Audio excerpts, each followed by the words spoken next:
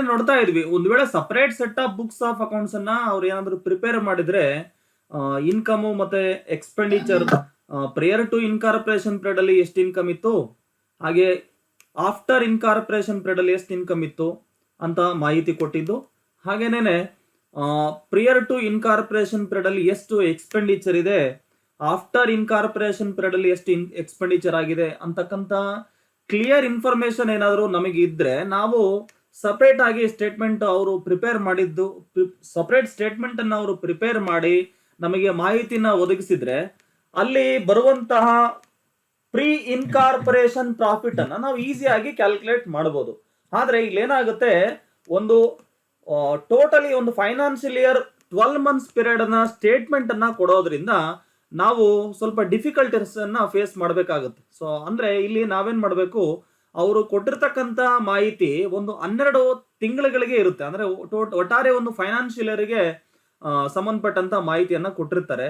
ಹಾಗಾಗಿ ನಾವೇನ್ ಮಾಡಬೇಕು ವಿದ್ಯಾರ್ಥಿಗಳೇ, we have to calculate and we have to equally proportionately distribute the income and expenditures which are related to, whether it is related to prior to incorporation period or post incorporation period ಅಂತಹ ಮಾಹಿತಿ ನಾವು calculate ಮಾಡಬೇಕು.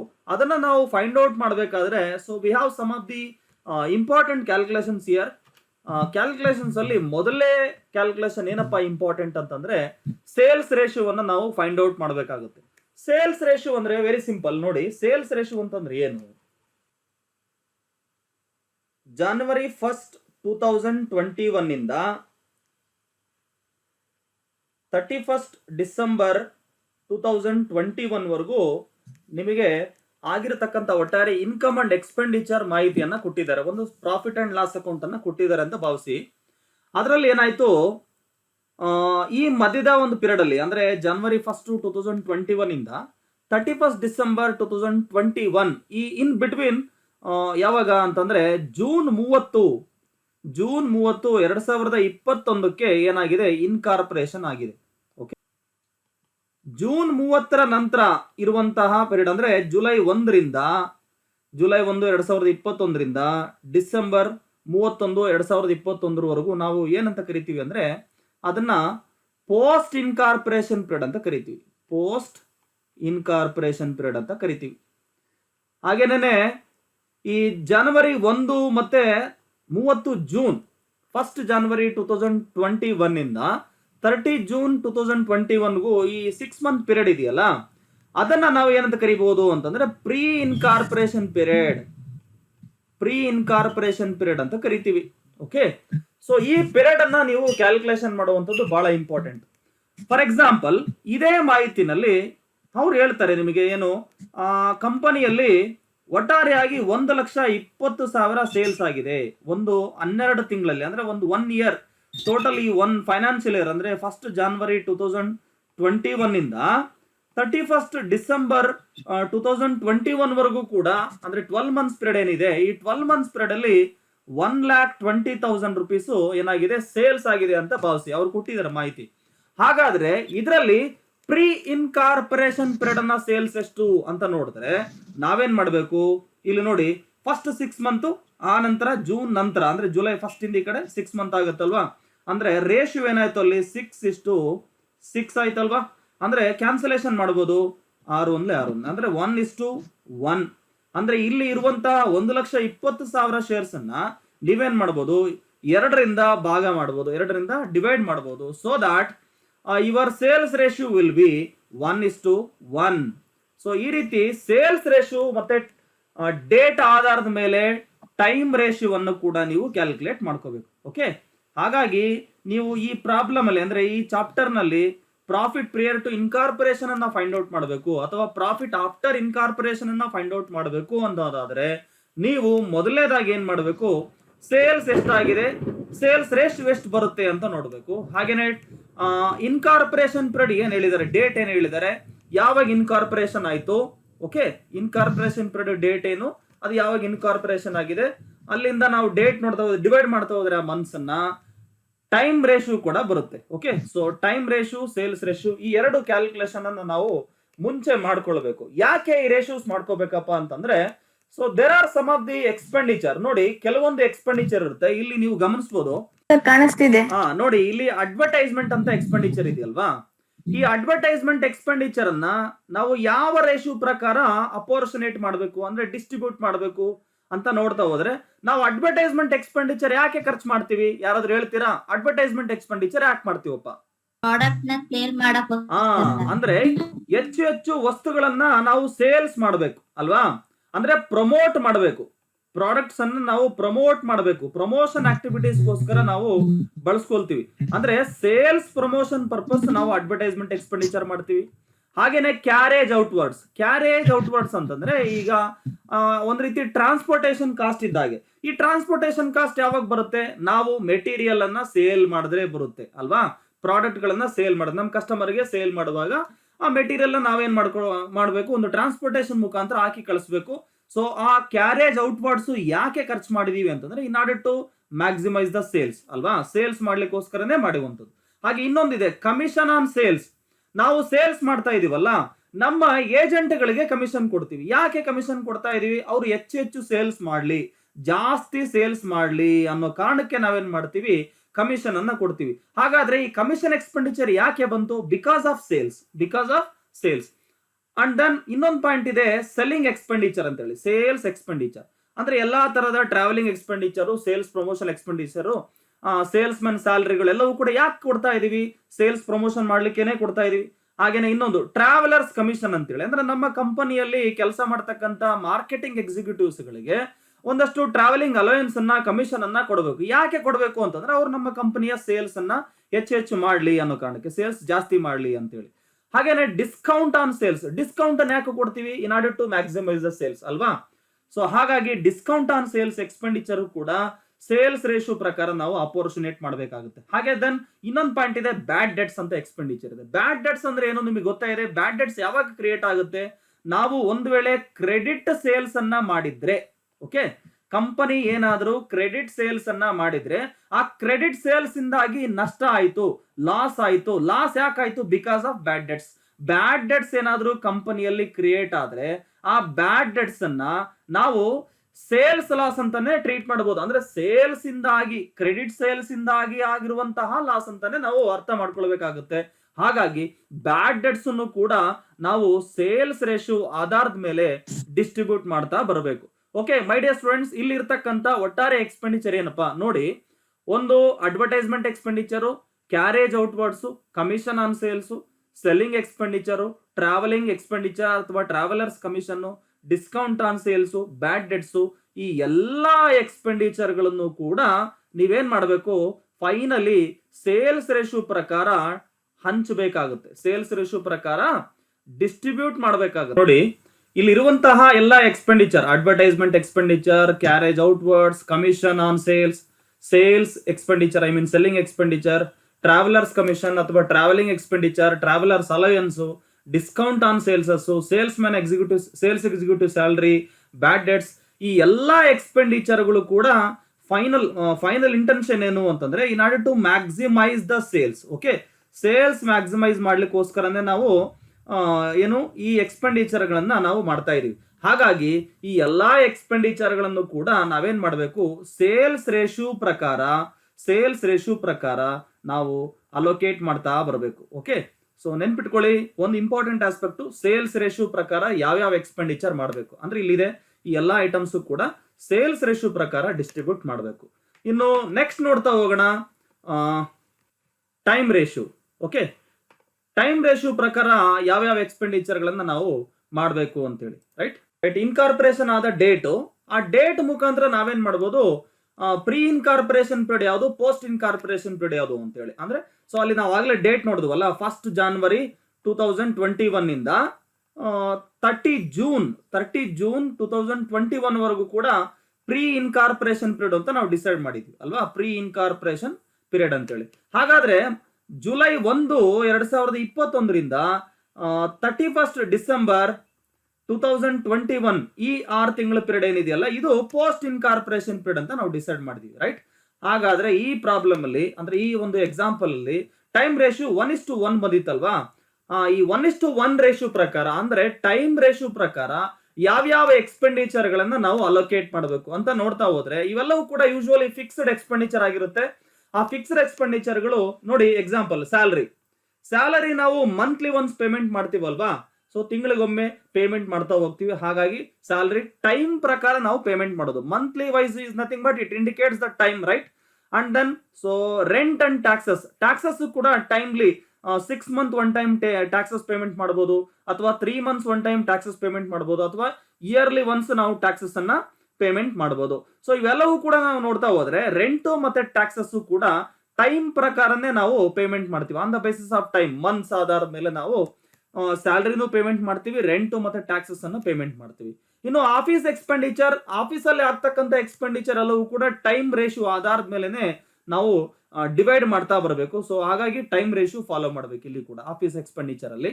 ಇನ್ನು general expenditure ಅಂದ್ರೆ ಎಲ್ಲವೂ ಕೂಡ ಅಂದ್ರೆ office related ಎಲ್ಲಾ ಜನರಲ್ ಎಕ್ಸ್ಪೆಂಡಿಚರ್ ಅನ್ನು ಕೂಡ ಟೈಮ್ ರೇಷಿಯೋ ಪ್ರಕಾರ ನಾವು ಡಿಸ್ಟ್ರಿಬ್ಯೂಟ್ ಮಾಡಬೇಕು. ಇನ್ನು ಇನ್ಶೂರೆನ್ಸ್ ಪ್ರೀಮಿಯಮ್ಸ್ ಎಲ್ಲ ಪೇಮೆಂಟ್ ಮಾಡೋದು ಹೇಗೆ ಅಂತಂದ್ರೆ, ಇನ್ಶೂರೆನ್ಸ್ ಪ್ರೀಮಿಯಂ ಪೇಮೆಂಟ್ ಮಾಡೋದು ಇಯರ್ಲಿ ಒನ್ಸೋ ಅಥವಾ ಮಂತ್ಲಿ ಒನ್ಸೋ 6 month ಒನ್ ಟೈಮು ಅಥವಾ 3 months ಒನ್ ಟೈಮು ಪೇಮೆಂಟ್ ಮಾಡ್ತಾ ಇರ್ತಾರೆ ಪ್ರೀಮಿಯಮ್ಸ್ ಅನ್ನ. ಹಾಗಾಗಿ ಇನ್ಶೂರೆನ್ಸ್ ಅಮೌಂಟ್ ಅನ್ನ ನಾವು ಟೈಮ್ ರೇಷಿಯೋ ಪ್ರಕಾರನೇ ಕ್ಯಾಲ್ಕುಲೇಟ್ ಮಾಡಬೇಕು, ಟೈಮ್ ರೇಷಿಯೋ ಪ್ರಕಾರ ಡಿವೈಡ್ ಮಾಡಬೇಕು. ಒಂದ್ ವೇಳೆ ಇನ್ಶೂರೆನ್ಸ್ ಅಲ್ಲಿ ಸ್ಟಾಕ್ ಅಂದ್ರೆ ಗೋಡೌನ್ ಇನ್ಶೂರೆನ್ಸ್ ಏನಾದ್ರೂ ಬಂದ್ರೆ, ಓಕೆ, ಗೋಡೌನ್ ಇನ್ಶೂರೆನ್ಸ್ ಏನಾದ್ರೂ ಬಂದ್ರೆ ಆ ಗೋಡೌನ್ ಇನ್ಶೂರೆನ್ಸ್ ಮಾತ್ರ ನಾವೇನ್ ಮಾಡಬೇಕು, ಸೇಲ್ಸ್ ರೇಷಿಯೋ ಪ್ರಕಾರ ನಾವು ಮಾಡ್ತಾ ಹೋಗ್ಬೇಕಾಗುತ್ತೆ. ಸೊ ಯೂಶುವಲಿ ಗೋಡೌನ್ ಇನ್ಶೂರೆನ್ಸ್ ಬರಲ್ಲ, ಬಟ್ ಜನರಲ್ ಆಗಿ ಎಲ್ಲ ಇನ್ಶೂರೆನ್ಸ್ ಅನ್ನು ಕೂಡ ಟೈಮ್ ರೇಷಿಯೋ ಅಲ್ಲಿ ನಾವು ಡಿವೈಡ್ ಮಾಡ್ತಾ ಹೋಗ್ಬೇಕು. ಇನ್ನು ಎಲೆಕ್ಟ್ರಿಸಿಟಿ ಚಾರ್ಜಸ್ ತಿಂಗಳಿಗೊಮ್ಮೆ ಬಿಲ್ ಪೇಮೆಂಟ್ ಮಾಡ್ತಾರೆ. ಇದು ಟೈಮ್ ಪ್ರಕಾರನೇ ಏನು 30 ದಿನಗಳಿಗೊಮ್ಮೆ ಬಿಲ್ ಬರ್ತಾ ಹೋಗುತ್ತೆ ಎಲೆಕ್ಟ್ರಿಸಿಟಿ ಚಾರ್ಜಸ್ ಬೆಸ್ಕಾಂ ಇಂದ ಅಥವಾ ಇನ್ಯಾವುದೋ ಎಲೆಕ್ಟ್ರಿಸಿಟಿ ಬೋರ್ಡ್ ಇಂದ. ಹಾಗಾಗಿ ಟೈಮ್ ರೇಷಿಯೋ ಪ್ರಕಾರನೇ ಎಲೆಕ್ಟ್ರಿಸಿಟಿ ಚಾರ್ಜಸ್ ಅನ್ನ ಪೇಮೆಂಟ್ ಮಾಡಬೇಕು. ಇನ್ನು ಆಡಿಟ್ ಎಕ್ಸ್ಪೆಂಡಿಚರ್ ಇರುತ್ತೆ, ಆಡಿಟ್ ಫೀಸ್. ಈ ಆಡಿಟ್ ಫೀಸ್ ಎಲ್ಲವೂ ಕೂಡ 3 months ಒನ್ ಟೈಮ್ ಆಡಿಟ್ ಆಗುತ್ತೆ ಅಥವಾ 6 month ಒನ್ ಟೈಮ್ ಆಡಿಟ್ ಆಗುತ್ತೆ. ಅಂದ್ರೆ ಹಾಗೆ ಇಯರ್ಲಿ ಒನ್ಸ್ ಆಡಿಟ್ ಆಗುತ್ತೆ. ಇಂಟಿರಿಮ್ ಆಡಿಟ್ ಅಂತ ನಾವು ಕರಿತೀವಿ ಇದನ್ನ. ಇಂಟಿರಿಮ್ ಆಡಿಟ್ ಅಂದ್ರೆ 6 month ಒನ್ ಟೈಮ್ ಆಗತಕ್ಕಂಥದ್ದು. ಇಂಟರ್ನಲ್ ಆಡಿಟ್ ಅಂದ್ರೆ ಎವ್ರಿ 3 months ಗೆ ನಮ್ದೇ ಆದಂತಹ ಸ್ಟಾಫ್ ನಾವೇನ್ ಮಾಡ್ತೀವಿ, ಆಡಿಟ್ ಅನ್ನ ಮಾಡ್ತಾ ಹೋಗ್ತೀವಿ. ಅಂಡ್ ಆನ್ಯುವಲ್ ಆಡಿಟ್ ಅಥವಾ ಫೈನಲ್ ಆಡಿಟ್ ಅಂತ ಕರಿತೀವಿ. ಫೈನಲ್ ಆಡಿಟ್ ಅನ್ನ ಇಯರ್ಲಿ ಒನ್ಸ್ ನಾವು ಆಡಿಟ್ ಮಾಡ್ತಾ ಹೋಗ್ತೀವಿ. ಸೊ ಈ ರೀತಿ ಆಡಿಟ್ ಫೀಸ್ ಗಳನ್ನ ನಾವು ಟೈಮ್ ರೇಷಿಯೋ ಪ್ರಕಾರ ಅಲೋಕೇಟ್ ಮಾಡಬೇಕು. ಇನ್ನು ಡಿಪ್ರಿಸಿಯೇಷನ್ ಎಕ್ಸ್ಪೆಂಡಿಚರ್ ಬಂದ್ರೆ, ಡಿಪ್ರಿಸಿಯೇಷನ್ ನೋಡಿ ಅಸೆಟ್ ಮೇಲೆ ನಾವು ಮಾಡ್ತಕ್ಕಂಥ ಚಾರ್ಜಸ್. ಅದು ಯಾವುದೇ ಅಸೆಟ್ ಮೇಲೆ ಡಿಪ್ರಿಸಿಯೇಷನ್ ನಾವು ಇಯರ್ಲಿ ಒನ್ಸ್ ಚಾರ್ಜ್ ಮಾಡ್ತೀವಿ ಅಲ್ವಾ. ಸೊ ಹಾಗಾಗಿ ಇದನ್ನು ಕೂಡ ಟೈಮ್ ರೇಷಿಯೋ ಪ್ರಕಾರ ನಾವು ಡಿಸ್ಟ್ರಿಬ್ಯೂಟ್ ಮಾಡಬೇಕು. ಇನ್ನು ಅದು ಬಿಟ್ರೆ ಯಾವುದೇ ಮಿಸ್ಲೇನಿಯಸ್ ಎಕ್ಸ್ಪೆಂಡಿಚರ್ ಅಂದ್ರೆ ಇಲ್ಲಿರ್ತಕ್ಕಂಥ ಐಟಮ್ಸ್ ಎಲ್ಲ ಬಿಟ್ಟು, ಸೇಲ್ಸ್ ರೇಷಿಯೋ ಪ್ರಕಾರ ಆಗ್ತಕ್ಕಂಥ ಐಟಮ್ಸ್ ಎಕ್ಸ್ಪೆಂಡಿಚರ್ ಗಳನ್ನ ಬಿಟ್ಟು ಇನ್ನು ಉಳಿದಂತ ಎಲ್ಲಾ ಇನ್ಕಮ್ ಎಕ್ಸ್ಪೆಂಡಿಚರ್ ಗಳನ್ನ ಟೈಮ್ ರೇಷಿಯೋ ಪ್ರಕಾರನೇ ನಾವು ಡಿಸ್ಟ್ರಿಬ್ಯೂಟ್ ಮಾಡಬೇಕು. ಇನ್ನು ರಿಪೇರ್ಸ್ ಅಂಡ್ ಮೇಂಟೆನೆನ್ಸ್ ಕೂಡ ಕಾಲಕ್ಕೆ ಮಾಡ್ತಾ ಇರ್ತಾರೆ. ಹಾಗಾಗಿ ಅದು ಕೂಡ ಟೈಮ್ ರೇಷಿಯೋ ಪ್ರಕಾರ ಮಾಡಬೇಕು. ಓಕೆ, ಅರ್ಥ ಆಗಿದೆ ಅಂತ ಅನ್ಸುತ್ತೆ. ಟೈಮ್ ರೇಷಿಯೋ ಪ್ರಕಾರ ಏನ್ ಮಾಡಬೇಕು, salary, rent, taxes, office expenditure, general expenditure, insurance charges, electricity charges, audit fees, depreciation expenditure, miscellaneous expenditure, repairs and maintenance ಇವೆಲ್ಲವೂ ಕೂಡ ನಾವೇನ್ ಮಾಡಬೇಕು ವಿದ್ಯಾರ್ಥಿಗಳೇ, ಟೈಮ್ ರೇಷಿಯೋ ಪ್ರಕಾರ ಅಲೋಕೇಟ್ ಮಾಡಬೇಕು. ಓಕೆ, ಟೈಮ್ ರೇಷಿಯೋ ಪ್ರಕಾರ ಪ್ರೀ ಇನ್ಕಾರ್ಪೊರೇಷನ್ ಪೀರಿಯಡ್ ಎಷ್ಟು, ಪೋಸ್ಟ್ ಇನ್ಕಾರ್ಪೊರೇಷನ್ ಪೀರಿಯಡ್ ಎಷ್ಟು ಅಂತ ಡಿವೈಡ್ ಮಾಡ್ತಾ ಬರಬೇಕು. ಓಕೆ, ಈ ಡಿವಿಷನ್ ಯಾಕೆ ಅಂತ ನಾನು ಹೇಳ್ತೀನಿ. ನೆಕ್ಸ್ಟ್ ನೋಡ್ತಾ ಹೋಗೋಣ. ಕೆಲವೊಂದು ಎಕ್ಸ್ಪೆಂಡಿಚರ್ ಗಳಿರುತ್ತೆ, ಆ ಎಕ್ಸ್ಪೆಂಡಿಚರ್ ಗಳನ್ನ ಟೈಮ್ ರೇಷಿಯೋ ಪ್ರಕಾರನೂ ನಾವು ಮಾಡಲ್ಲ, ಹಾಗೆ ಸೇಲ್ಸ್ ರೇಷಿಯೋ ಪ್ರಕಾರನೂ ಕೂಡ ನಾವು ಮಾಡ್ತಾ ಹೋಗಲ್ಲ, ಡಿವೈಡ್ ಮಾಡ್ತಾ ಹೋಗಲ್ಲ. ಬದಲಾಗಿ ಆ ಕೆಲವೊಂದು ಎಕ್ಸ್ಪೆಂಡಿಚರ್ ಗಳನ್ನ ಎಕ್ಸ್ಕ್ಲೂಸಿವ್ಲಿ ಫಾರ್ ಪೋಸ್ಟ್ ಇನ್ಕಾರ್ಪೊರೇಷನ್ ಪೀರಿಯಡ್ಗೆನೆ ಅಲೋಕೇಟ್ ಮಾಡ್ತೀವಿ. ಓಕೆ, ಪೋಸ್ಟ್ ಇನ್ಕಾರ್ಪೊರೇಷನ್ ಪೀರಿಯಡ್ಗೆನೆ ಅಲೋಕೇಟ್ ಮಾಡ್ತೀವಿ. ಅಂದ್ರೆ ಪೋಸ್ಟ್ ಇನ್ಕಾರ್ಪೊರೇಷನ್ ಅಂತಂದ್ರೆ ಕಂಪನಿಯಾಗಿ ರಿಜಿಸ್ಟರ್ ಆದ ನಂತರ ಬರ್ತಕ್ಕಂಥ ಎಲ್ಲಾ ಖರ್ಚುಗಳು. ಯೂಶುವಲಿ ಯಾವ್ಯಾವ ಖರ್ಚುಗಳು ಇರುತ್ತೆ ಅಂತ ನಾವು ನೋಡ್ತಾ ಹೋದ್ರೆ ನೋಡಿ, ಪೋಸ್ಟ್ ಇನ್ಕಾರ್ಪೊರೇಷನ್ಗೆ ಬರುವಂತಹ ಎಕ್ಸ್ಪೆಂಡಿಚರ್ಗಳು ನೋಡಿ, ಅದರಲ್ಲಿ ಡೈರೆಕ್ಟರ್ಸ್ ಫೀಸು ಡೈರೆಕ್ಟರ್ಗಳು ಕಂಪನಿಯಲ್ಲಿ ಮಾತ್ರ ಅಪಾಯಿಂಟ್ ಮಾಡ್ತಾರೆ. ಮ್ಯಾನೇಜಿಂಗ್ ಡೈರೆಕ್ಟರ್ಗಳು ಕಂಪನಿಗಳೇ ಇರೋದ್ರಿಂದ ಬೋರ್ಡ್ ಆಫ್ ಡೈರೆಕ್ಟರ್ಸ್. ಹಾಗಾಗಿ ನಾವೇನ್ ಮಾಡಬೇಕು, ಇದನ್ನ ಪೋಸ್ಟ್ ಇನ್ಕಾರ್ಪೊರೇಷನ್ ಪೀರಿಯಡ್ ಅಲ್ಲಿ ಅಂದ್ರೆ ಆಫ್ಟರ್ ಇನ್ಕಾರ್ಪೊರೇಷನ್ ಪೀರಿಯಡ್ಗೆನೆ ಅಲೋಕೇಟ್ ಮಾಡಬೇಕು. ಇನ್ನು debenture interest, debenture company bonds, ಇದು ಒಂದು ರೀತಿ ಲಾಂಗ್ ಟರ್ಮ್ ಬಾರೋಯಿಂಗ್ಸ್ ಆಗುತ್ತೆ. ಹಾಗಾಗಿ this expenditure has to be apportion and allotted exclusively after incorporation period. ಇನ್ನು ಪ್ರಿಲಿಮಿನರಿ ಎಕ್ಸ್ಪೆಂಡಿಚರ್ ಅಂದ್ರೆ ಕಂಪನಿಯನ್ನ ಫ್ರೇಮ್ ಮಾಡ್ಲಿಕ್ಕೆ ಮಾಡಿರುವಂತಹ ಖರ್ಚುಗಳು. ಸೊ ಕಂಪನಿಯನ್ನ ಫ್ರೇಮ್ ಮಾಡ್ಲಿಕ್ಕೆ ಮಾಡ್ತಕ್ಕಂಥ ಖರ್ಚುಗಳನ್ನ ಪ್ರಿಲಿಮಿನರಿ ಎಕ್ಸ್ಪೆಂಡಿಚರ್ ಅಂತ ಏನ್ ಕರಿತೀವಲ್ವಾ, so this expenditure is entirely related to post incorporation period. So post incorporation ಪೀರಿಯಡ್ಗೆನೆ ಅದನ್ನ ಬರೀಬೇಕು. ಇನ್ನು discount on issue of debentures. Debentures ಅನ್ನ ಇಶ್ಯೂ ಮಾಡಬೇಕಾದ್ರೆ ಒಂದಷ್ಟು ಡಿಸ್ಕೌಂಟ್ ಅನ್ನ ಕೊಟ್ಟಿರ್ತೀವಿ, ಇದು ಲಾಸ್ ಆಗುತ್ತೆ ಕಂಪನಿಗೆ. ಇಂತಹ ಲಾಸ್ ಅಥವಾ ಎಕ್ಸ್ಪೆಂಡಿಚರ್ ಗಳನ್ನ ನಾವೇನ್ ಮಾಡಬೇಕು, ಪೋಸ್ಟ್ ಇನ್ಕಾರ್ಪೊರೇಷನ್ ಪೀರಿಯಡ್ಗೆನೆ ಅಲೋಕೇಟ್ ಮಾಡಬೇಕು. ಯಾಕೆ ಅಂತಂದ್ರೆ ಈ ಎಕ್ಸ್ಪೆಂಡಿಚರ್ ಅಂದ್ರೆ ಡಿಬೆಂಚರ್ಸ್ ಗಳು ಬರೋದು ಕಂಪನಿಯಲ್ಲಿ ಮಾತ್ರ, ಸ್ಮಾಲ್ ಬಿಸ್ನೆಸ್ ಆರ್ಗನೈಸೇಷನ್ ಅಲ್ಲಿ ಬರಲ್ಲ. ಇನ್ನು ಗುಡ್ ವಿಲ್ ಅನ್ನ ರೈಟ್ ಆಫ್ ಮಾಡಿದ್ರೆ ಆ ಎಕ್ಸ್ಪೆಂಡಿಚರ್ ಅನ್ನ ನಾವು ಪೋಸ್ಟ್ ಇನ್ಕಾರ್ಪೊರೇಷನ್ ಪೀರಿಯಡ್ಗೆ ನಾವು ಬರಿಬೇಕಾಗುತ್ತೆ. ಸೊ ಹಾಗಾಗಿ ಈ ಎಲ್ಲಾ ಎಕ್ಸ್ಪೆಂಡಿಚರ್, ಇಲ್ಲೇನು ಡೈರೆಕ್ಟರ್ಸ್ ಫೀಸ್ ಆಗಿರ್ಬೋದು, ಡಿಬೆಂಚರ್ ಇಂಟ್ರೆಸ್ಟ್ ಆಗಿರ್ಬೋದು, ಪ್ರಿಲಿಮಿನರಿ ಎಕ್ಸ್ಪೆಂಡಿಚರ್ ಆಗಿರ್ಬೋದು, post discount on issue of debentures, good will, return of, ಈ ಎಲ್ಲಾ ಎಕ್ಸ್ಪೆಂಡಿಚರ್ ಕೂಡ ಎಕ್ಸ್ಕ್ಲೂಸಿವ್ಲಿ ಏನ್ ಮಾಡಬೇಕು, ಪೋಸ್ಟ್ ಇನ್ಕಾರ್ಪೊರೇಷನ್ ಪೀರಿಯಡ್ ಅಲ್ಲೇನೆ ಅಲೋಕೇಟ್ ಮಾಡಬೇಕು. ಓಕೆ, ನೆಕ್ಸ್ಟ್ ನೋಡ್ತಾ ಹೋಗೋಣ. ಈ ಮಾಹಿತಿ ಆಧಾರದ ಮೇಲೆ ಒಂದು ಪ್ರಾಬ್ಲಮ್ ಜಸ್ಟ್ ನಾವು ನೋಡ್ತಾ ಹೋಗೋಣ. 15 ಮಾರ್ಕ್ಸ್ಗೆ ಬರ್ತಕ್ಕಂಥ ಪ್ರಾಬ್ಲಮ್ ಬಹಳ ಈಸಿ ಆಗಿರುತ್ತೆ ನೋಡಿ. Raghav traders was formed on 1/7/2013. ಯಾವಾಗ ಫ್ರೇಮ್ ಆಗಿದೆ? Raghav traders limited. ಓಕೆ ನೋಡಿ, ಏನು ಲಿಮಿಟೆಡ್ ಮೀನ್ಸ್ ಇದು ಇನ್ಕಾರ್ಪೊರೇಷನ್ ಆಯ್ತು ಅಂತ ಅರ್ಥ. ಲಿಮಿಟೆಡ್ ಅಂತಂದ್ರೆ ಅದು ಜಾಯಿಂಟ್ ಸ್ಟಾಕ್ ಕಂಪನಿ ಆಗಿ ಚೇಂಜ್ ಆಗಿದೆ ಅಂತ ಅರ್ಥ. ನೋಡಿ ಯಾವಾಗ ಆಗಿದೆ ಇನ್ಕಾರ್ಪೊರೇಷನ್ ಅಂತ ನೋಡ್ತಾ ಹೋದ್ರೆ, ವಾಸ್ ಫಾರ್ಮ್ಡ್ ಆನ್ 1/7/2013, ರೈಟ್? ಅಂದ್ರೆ ಇಲ್ಲಿ ಡೇಟ್ ಆಫ್ ಇನ್ಕಾರ್ಪೊರೇಷನ್ ಏನು? ಡೇಟ್ ಆಫ್ ಇನ್ಕಾರ್ಪೊರೇಷನ್ ನಾವು ನೋಡ್ತಾ ಹೋದ್ರೆ ಅದು ಬೇರೆ ಏನೂ ಅಲ್ಲ, 1/7/2013, ರೈಟ್? ನೋಡಿ, ಹಾಗಾದ್ರೆ ಇದರಲ್ಲಿ ಪ್ರೀ ಇನ್ಕಾರ್ಪೊರೇಷನ್ ಪೀರಿಯಡ್ ಯಾವುದು ಅಂತ ನಾವು ನೋಡ್ತಾ ಹೋಗ್ಬೇಕು. ಮುಂದೆ ಕಂಟಿನ್ಯೂ ಮಾಡ್ತಾ ಹೋಗಿ. To take over the running business of Raghu traders. ಒಂದು ಟ್ರೇಡರ್ಸ್ ಸ್ಮಾಲ್ ಬಿಸ್ನೆಸ್ ಕನ್ಸರ್ನ್ ಇತ್ತು, ಆ ಸ್ಮಾಲ್ ಬಿಸ್ನೆಸ್ ಕನ್ಸರ್ನ್ ನ ಟೇಕ್ ಓವರ್ ಮಾಡ್ತಾರೆ. ಟೇಕ್ ಓವರ್ ಮಾಡೋದ್ರ ಮುಖಾಂತರ ಕಂಪನಿ ಆಗಿ ಕನ್ವರ್ಟ್ ಮಾಡ್ತಾರೆ. ಓಕೆ, ಸೊ ಯಾವಾಗ? ಅದು 1 ಜುಲೈ 2013ಕ್ಕೆ ಟೇಕ್ ಓವರ್ ಮಾಡಿದ್ದಾರೆ. ಆ ಡೇಟಿಗೆ ರಿಜಿಸ್ಟ್ರೇಷನ್ ಮಾಡ್ಕೊಂಡಿದ್ದಾರೆ, ರೈಟ್? ಇನ್ಕಾರ್ಪೊರೇಷನ್ ಅಂದ್ರೆ ರಿಜಿಸ್ಟ್ರೇಷನ್ ಅಂತಾನು ಕೂಡ ಆಗುತ್ತೆ. So with effect from 1/4/2013. ಹಾಗಾದ್ರೆ ರಘು ಟ್ರೇಡರ್ಸ್ ಅಂತಕ್ಕಂತ ಒಂದು ಸ್ಮಾಲ್ ಆರ್ಗನೈಸೇಷನ್ ಮುಂಚೆನೆ ಇತ್ತು. ಯಾವಾಗಿಂದ ಇತ್ತು? ಫೈನಾನ್ಷಿಯಲ್ ಇಯರ್ ನಾವು ನೋಡ್ತಾ ಹೋದ್ರೆ 1/4/2013ರಿಂದನೇ ಇತ್ತು. And then the following was the position of the profit and loss account prepared for the year ending 31st March 2014. ನೋಡಿ, ಇಷ್ಟು ಡಾಟಾ ಸಾಕು ನಮಗೆ ಏನ್ ಮಾಡಬಹುದು, ಟೈಮ್ ರೇಷಿಯೋವನ್ನ ಕ್ಯಾಲ್ಕುಲೇಟ್ ಮಾಡಬಹುದು. ಟೈಮ್ ರೇಷಿಯೋ ಹೇಗಪ್ಪ ಕ್ಯಾಲ್ಕುಲೇಟ್ ಮಾಡೋದು ಅಂತ ಏನು ನೋಡಿ. ಫೈನಾನ್ಷಿಯಲ್ ಇಯರ್ ಸ್ಟಾರ್ಟ್ ಆಗಿದ್ದು 1/4/2013ಕ್ಕೆ ಸ್ಟಾರ್ಟ್ ಆಗಿದೆ. ಯಾವಾಗ ಎಂಡ್ ಆಗ್ತಾ ಇದೆ ಅಂದ್ರೆ 31st ಮಾರ್ಚ್ 2014ಗೆ ಫೈನಾನ್ಷಿಯಲ್ ಇಯರ್ ಎಂಡ್ ಆಗುತ್ತೆ. ನೋಡಿ, ಈ ಡೇಟ್ ಇಂದ ಏಪ್ರಿಲ್ 1 ಇಂದ 31st ಮಾರ್ಚ್ ವರೆಗೂ ಕೂಡ 12 ತಿಂಗಳು ಟೈಮ್ ಆಗುತ್ತೆ. 12 ಮಂತ್ಸ್ ಟೈಮ್ ಪೀರಿಯಡ್ ಆಗುತ್ತೆ. ಅದರಲ್ಲಿ ಇನ್ ಬಿಟ್ವೀನ್ ಯಾವಾಗ ಇನ್ಕಾರ್ಪೊರೇಷನ್ ಆಯ್ತು, ಇನ್ಕಾರ್ಪೊರೇಷನ್ ಯಾವಾಗ ಆಯ್ತು ಅಂತ ನಾವು ನೋಡಬೇಕು. ಆ ಡೇಟ್ ಅಲ್ಲಿ ಮೇಲ್ಗಡೆ ಇದೆ, ಆಗ್ಲೇ ಅವ್ರು ಕೊಟ್ಟಿದ್ದಾರೆ. ಆ ಡೇಟ್ ನಾವು ನೋಡಿದ್ವಿ ಅಂತಂದ್ರೆ 1/7/2013 ಇದು ಇನ್ಕಾರ್ಪೊರೇಷನ್ ಪೀರಿಯಡ್. ಹಾಗಾದ್ರೆ ನೋಡಿ, ಇಲ್ಲಿ ಇನ್ಕಾರ್ಪೊರೇಷನ್ ಆಗೋಕ್ಕಿಂತ ಮುಂಚೆ ಎಷ್ಟು ತಿಂಗಳಿದೆ, ಇನ್ಕಾರ್ಪೊರೇಷನ್ ಆದ ನಂತರ ಎಷ್ಟು ತಿಂಗಳಾಯ್ತು ಅಂದ್ರೆ, ಈ ಜುಲೈ 1ರಿಂದ ಈಚೆಗೆ ಏಪ್ರಿಲ್ 1 ಈ ಡೇಟ್ ವಾಪಸ್ ಹೋಗ್ತಾ ಹೋದ್ರೆ ಅದು pre incorporation period. Pre incorporation period ಅಂತ ನಾವು ಕರಿತೀವಿ. ಇನ್ನು ಜುಲೈ 1ರಿಂದ ಈಚೆಗೆ ಅಂದ್ರೆ 31st ಮಾರ್ಚ್ 2014 ಕಡೆ ನಾವು ಹೋದ್ವಿ, ಇದನ್ನ ನಾವು ಪೋಸ್ಟ್ ಇನ್ಕಾರ್ಪೊರೇಷನ್ ಪೀರಿಯಡ್ ಅಂತ ಕರಿತೀವಿ. ಓಕೆ, ಪೋಸ್ಟ್ ಇನ್ಕಾರ್ಪೊರೇಷನ್ ಪೀರಿಯಡ್ ಅಂತ ನಾವು ಕರಿಬಹುದು. ಸೊ ಇಷ್ಟು ಮಾಹಿತಿಯಿಂದ ನಾವೇನ್ ಮಾಡಬಹುದು, ಟೈಮ್ ರೇಷಿಯೋವನ್ನ ಕ್ಯಾಲ್ಕುಲೇಟ್ ಮಾಡಬಹುದು. ಟೈಮ್ ರೇಷಿಯೋ ಕ್ಯಾಲ್ಕುಲೇಟ್ ಮಾಡ್ತಾ ಹೋಗೋದಾದ್ರೆ ಬಹಳ ಈಸಿಯಾಗಿ ನೋಡ್ಬೋದು. ನೋಡಿ, ಏಪ್ರಿಲ್ 1 2013 ಇಂದ ಜುಲೈ 1 2013 ವರೆಗೂ ಎಷ್ಟು ತಿಂಗಳಾಗುತ್ತಪ್ಪ? ಏಪ್ರಿಲ್, ಮೇ, ಜೂನ್, ಅಷ್ಟೇನೆ, ಜೂನ್ ವರೆಗೂ ಮಾತ್ರ ಪೋಸ್ಟ್ ಇನ್ಕಾರ್ಪೊರೇಷನ್ ಪೀರಿಯಡ್ ಸ್ಟಾರ್ಟ್ ಆಗುತ್ತೆ ಅಲ್ವಾ. ಹಾಗಾಗಿ 3 ಮಂತ್ಸ್ ಮಾತ್ರ, April, May, June, only June, that's all. July 1ರಿಂದ ಅದು ಪೋಸ್ಟ್ ಇನ್ಕಾರ್ಪೊರೇಷನ್ ಪೀರಿಯಡ್ ಆಗುತ್ತೆ. ಅಂದ್ರೆ ಇನ್ಕಾರ್ಪೊರೇಷನ್ ಆಗೋಕ್ಕಿಂತ ಮುಂಚೆ ಎಷ್ಟು ತಿಂಗಳಿತ್ತು ಅಂತಂದ್ರೆ 3 ತಿಂಗಳಿದೆ ಅಲ್ವಾ. Pre incorporation period 3 months. ಇನ್ನು 12 ಮಂತ್ಸ್ ಇರೋದ್ರಿಂದ, 1 ವರ್ಷ ಇರೋದ್ರಿಂದ ರಿಮೈನಿಂಗ್ ಬ್ಯಾಲೆನ್ಸ್ ಎಷ್ಟು? 9 ಮಂತ್ಸ್. ಬೇಕಾದ್ರೆ ನೀವು ಲೆಕ್ಕ ಮಾಡ್ಕೊಳ್ಳಿ. ಜುಲೈ 1ರಿಂದ July, August, so 9 months. So time ratio ಈ ರೀತಿ ನಾವು ಬರ್ಕೊಂಡು ಡಾಟಾಗೆ ಬರ್ಕೊಂಡು ಕ್ಯಾಲ್ಕುಲೇಟ್ ಮಾಡಬೇಕು. 3 1 ಜಾ 3 3 ಜಾ. So time ratio will be 1:3. Time ratio ಏನು? 1:3. ಟೈಮ್ ರೇಷಿಯೋ ಗೊತ್ತಾಯ್ತಲ್ವಾ? ಈ ಪ್ರಾಬ್ಲಮ್ ಅಲ್ಲಿ 1:3 ಬರ್ತಾ ಇದೆ. ಸರ್ ಅರ್ಥ ಆಯ್ತು. ಓಕೆ ನಮ್ಮ ಓಕೆ, ಥ್ಯಾಂಕ್ ಯು. ಒಂದ್ ಕಡೆ ಬರ್ಕೊಂಬಿಡಿ ನಿಮ್ಮ ನೋಟ್ಬುಕ್ ಅಲ್ಲಿ ಟೈಮ್ ರೇಷಿಯೋ 1:3 ಈ ಪ್ರಾಬ್ಲಮ್ ಅಲ್ಲಿ ಅಲ್ವಾ. Revenue from operations total sales ಕೊಟ್ಟಿದ್ದಾರೆ ಎಷ್ಟು? 33,60,000. ಇನ್ನು ಅದರ್ ಇನ್ಕಮ್ ಯಾವುದು ಇಲ್ಲ. ಸೊ ಟೋಟಲ್ ಇನ್ಕಮ್ ಎಷ್ಟಾಯ್ತು? 33,60,000 ಇದೆ. ಇನ್ನು ಕೆಲವು ಎಕ್ಸ್ಪೆಂಡಿಚರ್ ಇದೆ, ಅದಲ್ದೇನೆ ಟೋಟಲ್ ರೆವೆನ್ಯೂ ಅಲ್ಲದೆ ಬೇರೆ ಬೇರೆ ಎಕ್ಸ್ಪೆಂಡಿಚರ್ಸ್ ಇದೆ. ಏನೇನು ಎಕ್ಸ್ಪೆಂಡಿಚರ್ಸ್ ಇದೆ ನೋಡ್ತಾ ಹೋಗಿ. ಕಾಸ್ಟ್ ಆಫ್ ಸೇಲ್ಸ್ ಎಷ್ಟಿದೆ? 26,60,000 ಇದೆ ಕಾಸ್ಟ್ ಆಫ್ ಸೇಲ್ಸ್.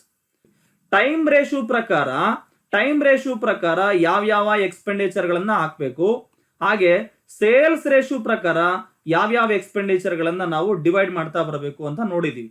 ಹಾಗಾದ್ರೆ cost of sales time ratio ಪ್ರಕಾರ ಮಾಡ್ಬೇಕಾ, ಸೇಲ್ಸ್ ರೇಷಿಯೋ ಪ್ರಕಾರ ಮಾಡ್ಬೇಕಾ?